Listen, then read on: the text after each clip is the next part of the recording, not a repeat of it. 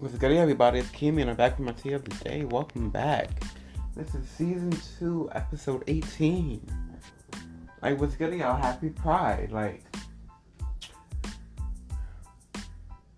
We're dying. LGBT, QR, we're dying. Gay people, gay men are dying. Lesbian women are dying.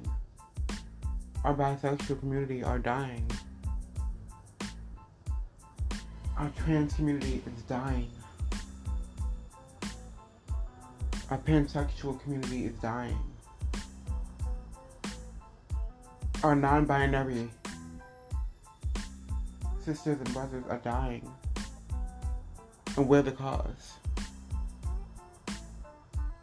It stops here. It stops now. We can cure this. People who fought for our rights and who are continuously fighting for our rights. We don't need that to be in vain. We cannot continue to kill ourselves off of stupidity and off of anger and off of not knowing and not trying to know and not trying to learn and grow as human beings. We want equality, but we are humiliating our own kind. Why are we not protecting our trans community? Why do we not have visibility for our gay men, our feminine men, our masculine men, our in-between men? We all come in different shapes and sizes, different facets. We are not all the same. But we would rather judge each other instead of standing in our excellence, standing in our essence, standing in our fabulousness, standing in our humanness, standing flaws and all, and accepting ourselves before wanting to be accepted. Loving ourselves so we can all be loved, so we can all be on the same page.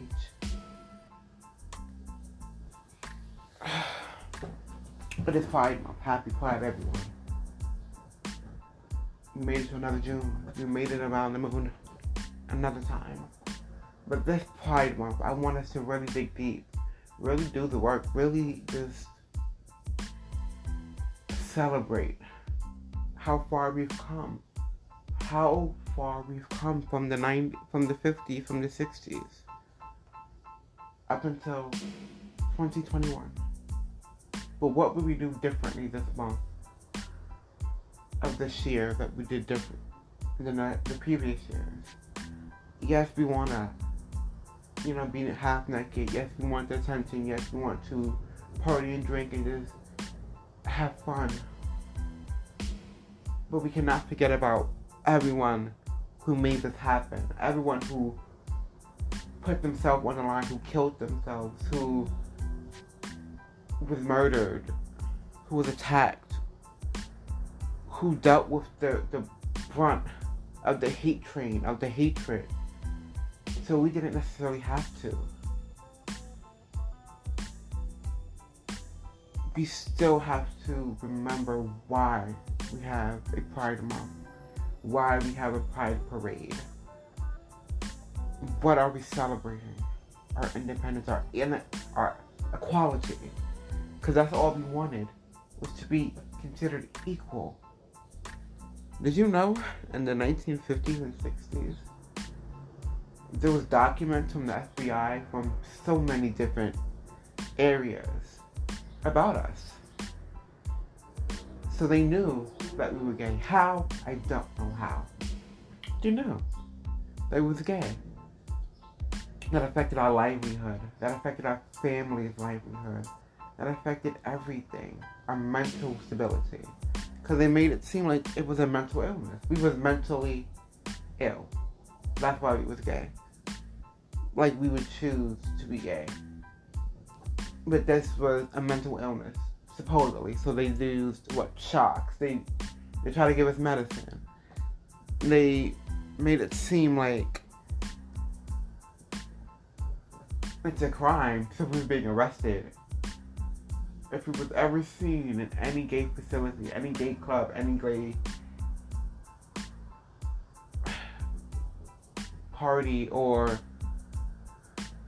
concrete, like church activity or just any activism activities, we would be arrested because we wasn't free. This wasn't the land of the free.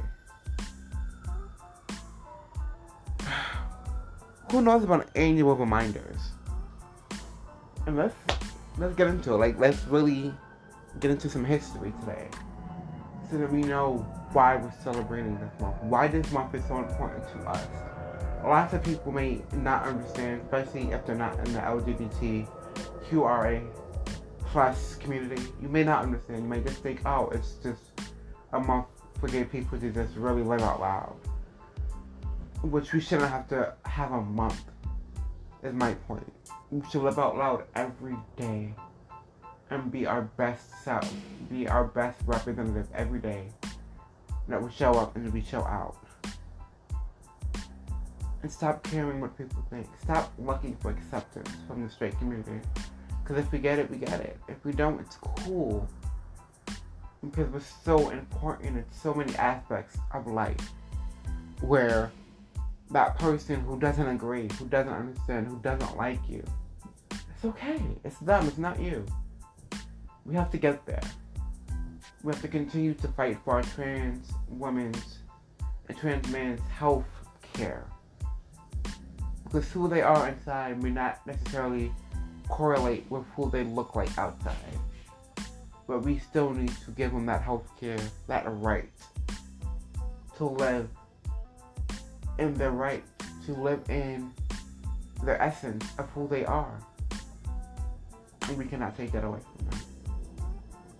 The annual reminder was from the 50s to the 60s. Daughters of Belliest and Madison Society. This was the earliest LGBT rights movements. They both handed out pickets called annual reminders to inform and remind Americans that LGBT people are rights. We wasn't receiving basic civil rights protection. But that all changed. So this began July 4th, 1965, when we began to have annual reminders. The anti-LGBT disclosure of the Times equaled towards having mental illnesses, like I said. Frank Kimley came up with a slogan, "Gay is good," as a rebuttal to this mental illness accusation that they put out as stigmas for people to chew up and believe, regurgitate, for that to be instilled in the brainless human beings that was out at that particular moment. Christopher Street Liberation Day, Saturday, June 28th, 1969. LGBT people rioted following a police raid on the Stonewall Inn. The Stonewall Inn was a gay bar, which was at 43 Christopher Street, where we basically end the parade, damn near. So, I want to give a humongous thanks to Marsha P. Johnson, one of our trans sisters, who do not get enough credit, for being one of the pioneers for making sure that this riot happened, for being the forefront and the foreface of the riot, for taking all of the criticism and all of the bricks and stones and words and accusations and defamations and just everything that this woman took with stride for us to have a march, for us to really push the envelope, for us to get some type of equality. Thank you, my sister. On November 2nd, 1969, Craig Rodwell, his partner, Faye Sargent, with Ellen Brody, with Linda Rhodes, proposed the first Pride March to be held in New York City. They wanted it to be held on Saturday, but they noticed that Saturdays wasn't going to work, so they decided to hold it on our lovely Sundays. So the first march was June 28th, 1970. Let's look at the term gay pride. The term gay pride was created by Tom Higgins in 1969. Brenda Howard, a bisexual activist, is known as the mother of pride. Gay pride, or LGBTQIR plus pride, is the promotion of the self-affirmation, the dignity, the equality, and the increased visibility of LGBT plus community as a social group. And for us to have to explain this to you is baffling. And it just belittles me how far we've come, but how much we got to go. Yes, it's a celebration. And yes, COVID definitely slowed us down from celebrating. But let's not forget to take out our rainbow flags. Let's not forget to be thankful for everyone who fought. For us to be able to march, for us to be able to live out loud. And our fabulousness. For us to be able to really just take a moment and begin to live in our truth. And fight for the people who still can't. Because they still are afraid. The DL community is still out there. And although we might not fully understand them, they're not where you were. Everyone was in the closet at some point in time. Everyone was afraid to come out. And it takes people longer than others. But we still have to give them love. We have to begin to give ourselves love.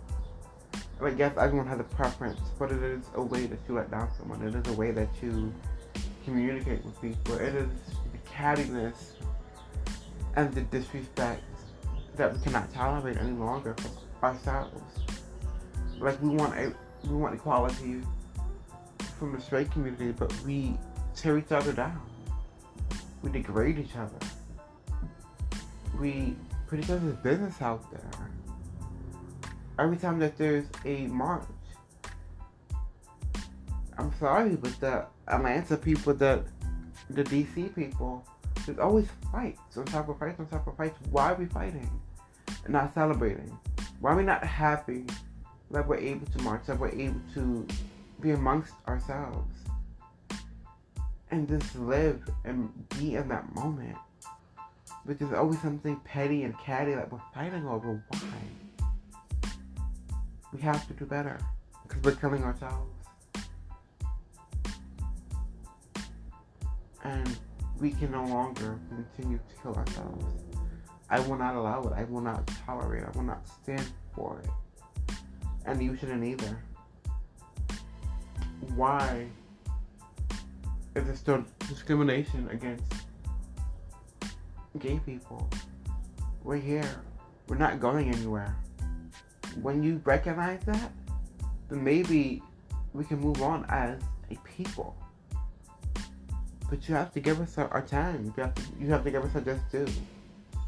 We are always in the background, and we're tired of being in the background. We need to be in the forefront, just like everyone else. Just like every other social class, every other gender, every other this, every other that, every other community. We need to be in the forefront just like everyone else, so we can continue to fight for all of our rights. So if all of our rights are met, we all lose. I hope y'all are aware of that. If all of our rights are not met, we all lose. So let this month fill you with love and happiness. Let this month let you be able to give out love and happiness. And let it change your focus. Let it change your mindset. Let it change your view of why we have Pride Month. Why we need to have a Pride Day every day. It shouldn't just be contained to a month. And why the Pride Parade is so monumental and so important. And why we need to continue to treat it that way. And not let it end up in cattiness. Thank you for listening to Kimi with the C's channel. This is Kimi, and I'm out.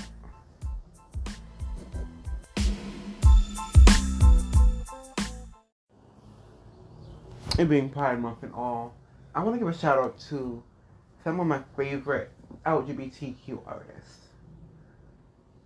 Mostly my gay artists. Thank you, Lil Nas X, for really pushing the envelope, for really giving us visibility out here. You making us proud, and I want to thank you. I want to thank my number one, Coco Giselle.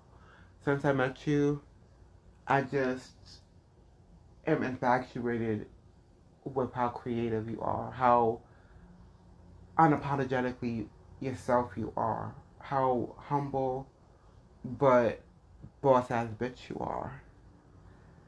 I want to give a shout out, of course, to Taylor Bennett for coming out as bisexual, for coming out with Be Proud and everything that you're doing for our community.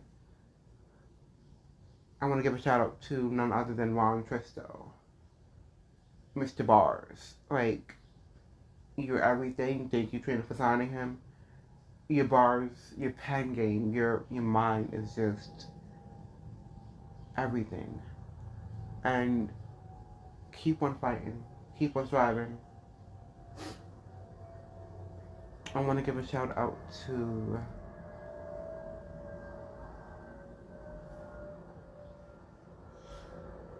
Kid Ken, and D-Boy. Y'all are everything. Y'all are energetic. Your rapping skills is top notch. And y'all giving these people a run for their money, and I'm here for it. Of course, Medina Green. And everyone else who I might not have named, because I haven't had the honor of experiencing your music yet, or anything that you're doing creatively. Creative-wise, I have to give a shout out to, of course, none other than Trey Melvin, none other than Mr. Zachary Campbell himself. You are a sunshine in this world. I love your reactions. You continue to push the envelope, continue to be yourself. And everyone else, let's just be happy. Let's live in our truth. And let's continue to push the envelope. Thank y'all.